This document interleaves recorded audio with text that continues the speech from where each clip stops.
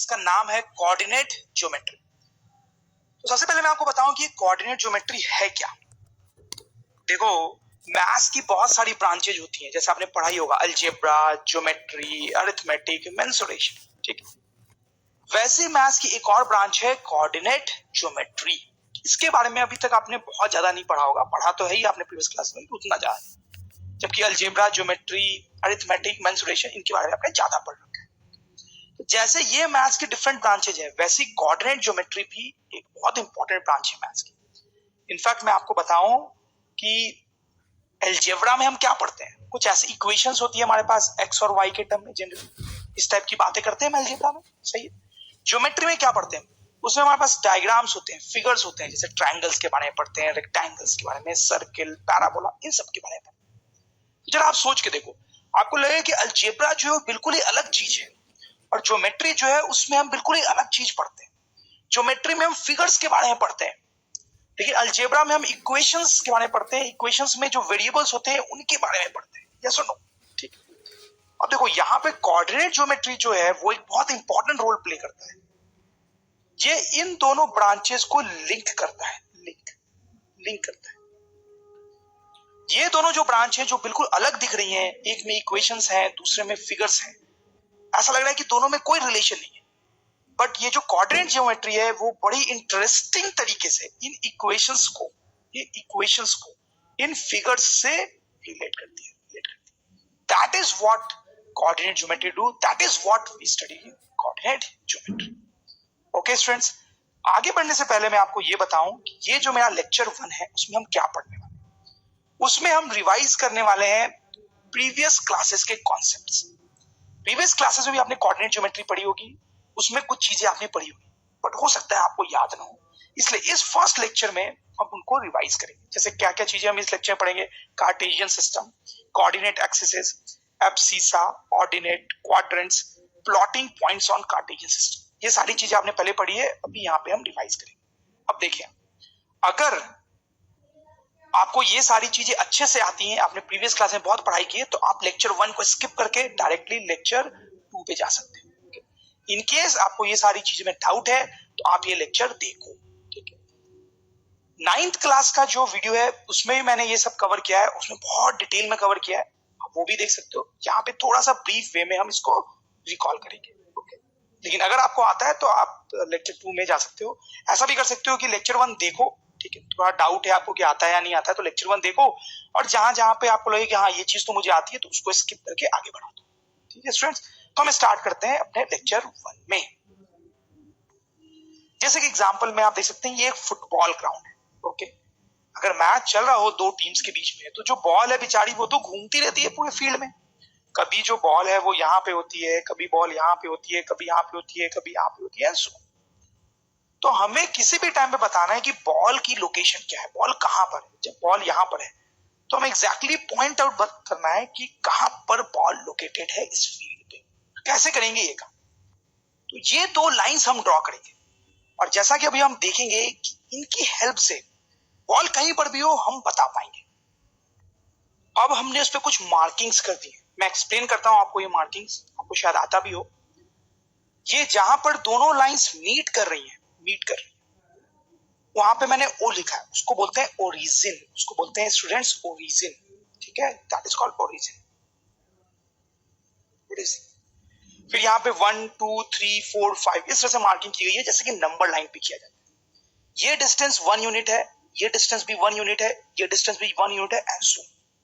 और जैसे number line पे करते हैं, इस साइड निगेटिव मार्किंग्स की गई, -1 -2 -3 -4 एंड सो। वैसा ये जो वर्टिकल लाइन है उस पर भी किया गया है। देखो, +1 +2 +3 +4, ये जो डिस्टेंस है वो 1 यूनिट है, ये जो डिस्टेंस है वो 1 यूनिट है, ये जो डिस्टेंस है वो 1 यूनिट है, एंड सो। और नीचे की तरफ निगेटिव मार्किंग -1 -2 -3 -4 एंड सो। अब देखें आप कि ये जो लाइन है, ये लाइन, इसको बोलते हैं positive x axis, positive x axis. ये जो लाइन, इस लाइन को बोलते हैं पॉजिटिव एक्स एक्सिस। ये जो लाइन आपको दिख रही है उसको बोलते हैं निगेटिव एक्स एक्सिस, जैसा कि यहां पे लिखा है निगेटिव एक्स एक्सिस। हालांकि इस पूरी लाइन को हम एक ही बार में बोलना चाहे तो एक्स एक्सिस बोल सकते हैं, इसको बोल सकते हैं एक्स एक्सिस। इसके भी दो पार्ट हैं, ये वाला पार्ट पॉजिटिव एक्स एक्सिस, ये वाला पार्ट निगेटिव एक्स एक्सिस। वैसे आप समझ गए होंगे ये वाला पार्ट को हम बोलते हैं, ये जो लाइन का पार्ट है इसको बोलते हैं पॉजिटिव वाई एक्सिस, जैसा कि यहाँ पे लिखा, और ये नीचे वाला जो पार्ट है इसको बोलते हैं निगेटिव वाई एक्सिस। और इस पूरी लाइन को हम एक बार में बोलना चाहें तो we can write Y axis. Suppose करो कि ये जो बॉल है, फुटबॉल है, वो यहां पर लोकेटेड है, हो सकता है ऐसा, बिल्कुल ऐसा हो सकता है। उसकी लोकेशन हमें बतानी है मैथमेटिकली, इसकी लोकेशन क्या है ग्राउंड पे। देखो कैसे करते हैं, उसके लिए कुछ स्टेप्स हम फॉलो कर सकते हैं, जो मैं यहाँ पे लिख देता हूं। पहला स्टेप जो हम करते हैं वो है start from origin and move to the respective point. देखो क्या मतलब है इसका, कि आप ऐसा सोचो कि आप ओरिजिन पे खड़े हो, आप ऐसा सोचो कि आप ओरिजिन पे खड़े हो, अब चल के या फिर गाड़ी में बैठ के, बाइक में बैठ के, जैसे भी आपको इस पॉइंट से इस फुटबॉल तक पहुंचना है, पहले आप क्या सोचेंगे कि आप ओरिजिन पर बैठे हो या ओरिजिन पे खड़े हो, और फिर आपको किसी तरीके से चल के यहां तक पहुंचना है। ठीक है, तो यहां पे आप खड़े हो और आपको यहां तक पहुंचना है। कौन से रास्ते से पहुंचना है, देखो आप ऐसे जा सकते हो, ऐसे जा सकते हो, जाने को ऐसे भी जा सकते हो, बट इन सब रास्तों से आप नहीं जाओगे।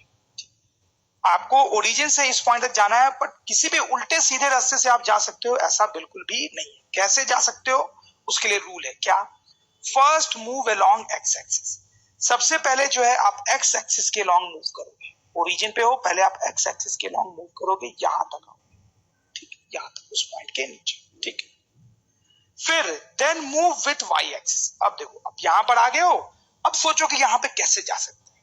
अब आप वाई एक्सिस के साथ साथ ऊपर जाओ, ठीक है, हालांकि वाई एक्सिस यहां पर है और आप यहां पे ऊपर जा रहे हो, बट उसके अलोंग ही ऊपर जा रहे हो ना, तो उसके बगल बगल से ऊपर जा रहे हो, बगल बगल से ऊपर, ठीक है।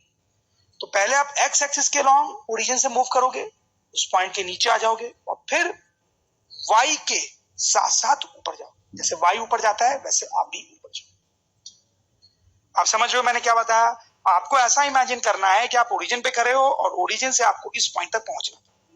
किसी भी रास्ते से जा सकते हो ऐसा नहीं है, पहले एक्स के लॉन्ग और फिर वाई के लॉन्ग मूव करना, ठीक है। अब आप देखो कि एक्स के लॉन्ग आपने कितने यूनिट्स मूवमेंट किया है, एक्स के लॉन्ग आपने कितने यूनिट्स मूवमेंट किया, सोचिए।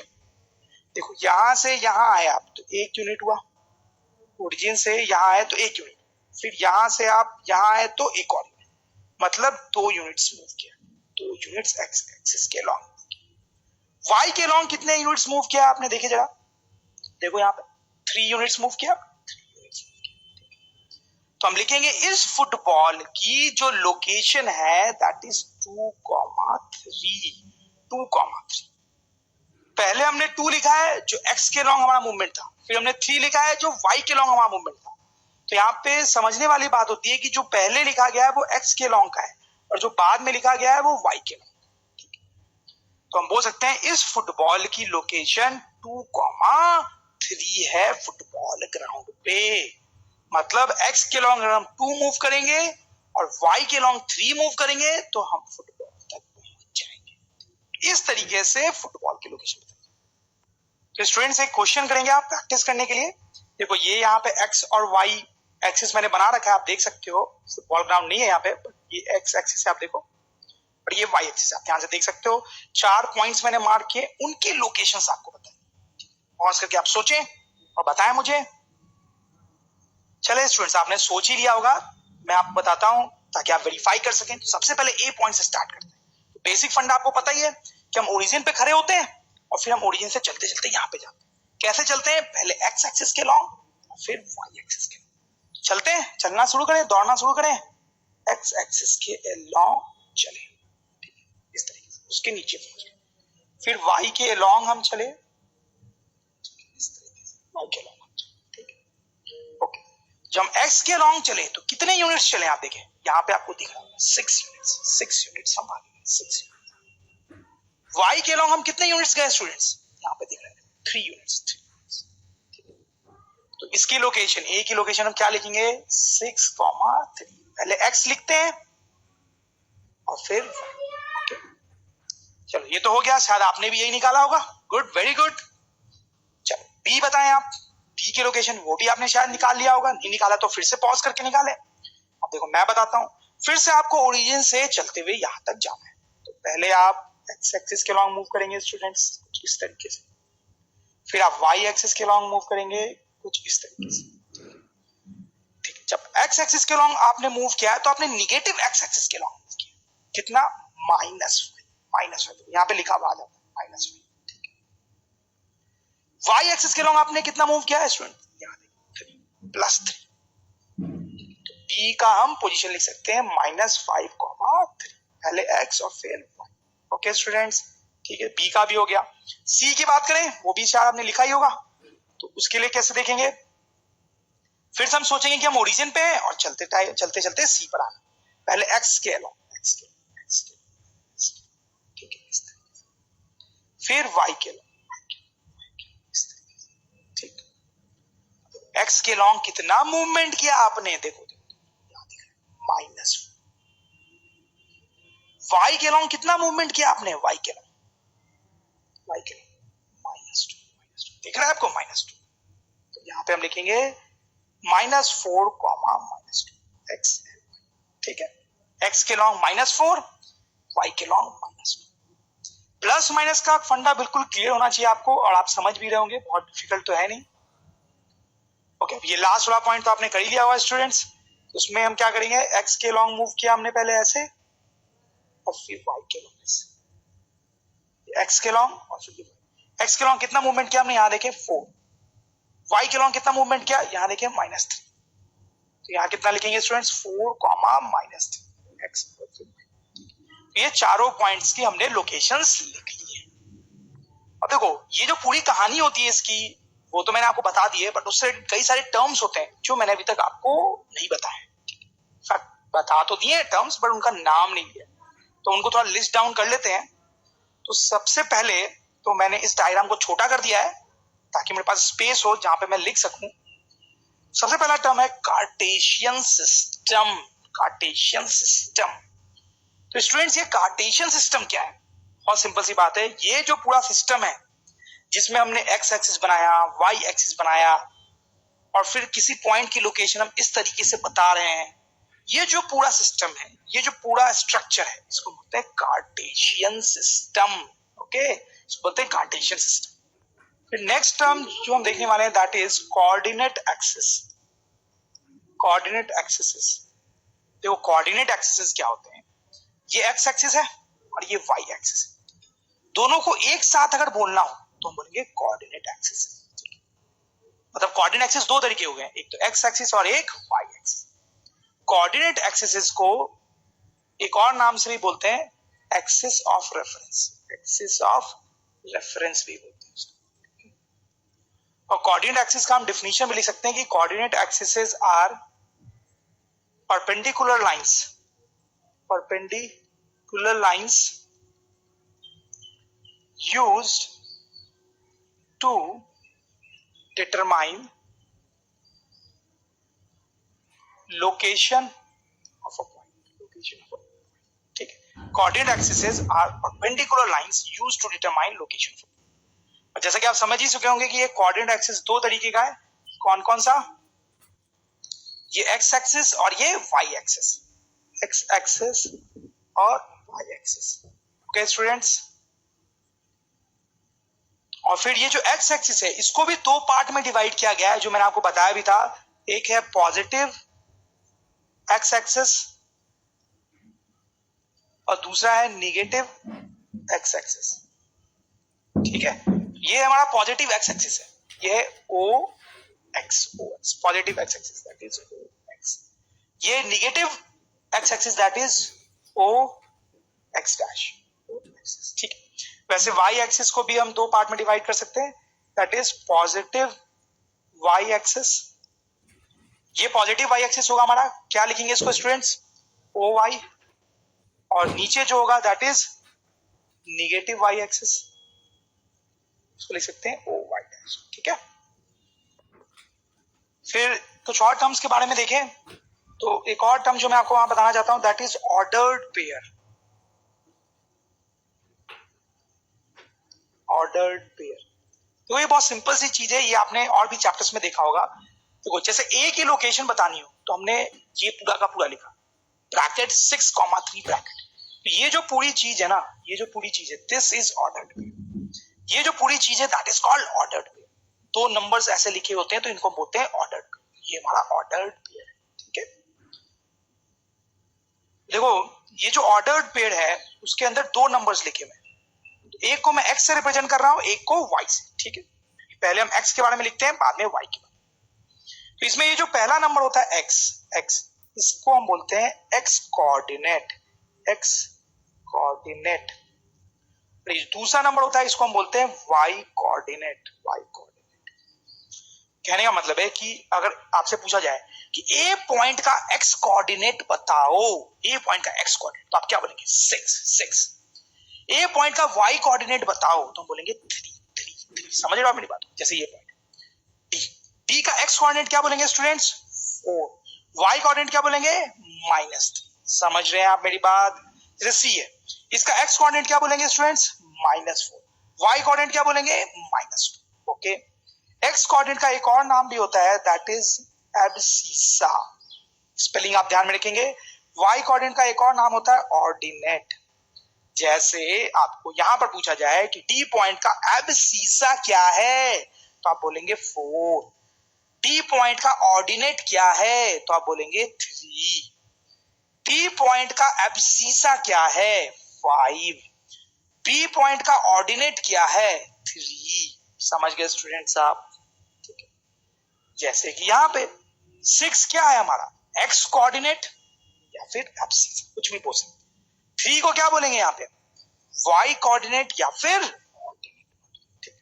और इन दोनों को कंबाइंड एक साथ हम बोलते हैं coordinates, coordinates of a point. ठीक है,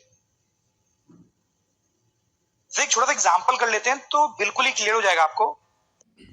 तो स्टूडेंट्स एक और नया टर्म मैं आपको बताता हूं which is an important term and simple also, quadrant. देखो क्वाड्रेंट का क्या मतलब होता है?